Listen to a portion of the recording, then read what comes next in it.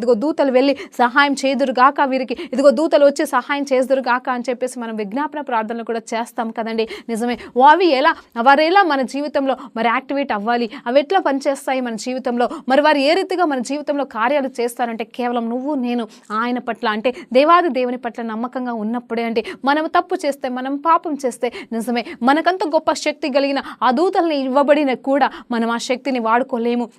వాటిలో ఉన్న శక్తి మనకి పనికి రాదండి. వాళ్ళు మౌనంగా కూర్చుంటారట. ఎప్పుడైతే మనం ప్రార్థన చేస్తామో అంటే మనం యాక్సెస్ ఇవ్వాలట అండి. ఏంటంటే విశ్వాస ప్రార్థన అనేది మనం చేసినప్పుడు, అది కూడా మనలో ఏ పాపము తప్పు లేకుండా యథార్థమైన ప్రార్థన మనం చేసినప్పుడు, మనలో కల్మషం అనేది లేనప్పుడు, ఇదిగో దేవుని తట్టు నమ్మకంగా తిరిగి మనం ప్రార్థన చేసినప్పుడు దేవాది దేవుడు తనకు దిగి రాడు, కానీ ప్రార్థన ఆలకించే దేవుడు తన దూతల్ని పంపించి ఆ మాటలన్నింటినీ మన ద్వారా మరి కార్యాలు జరిగించుటకు ఆ దూతలు కార్యం చేస్తారటండి. ఒక దూత శక్తి మరి ఎంతో మంది సాతానుల్ని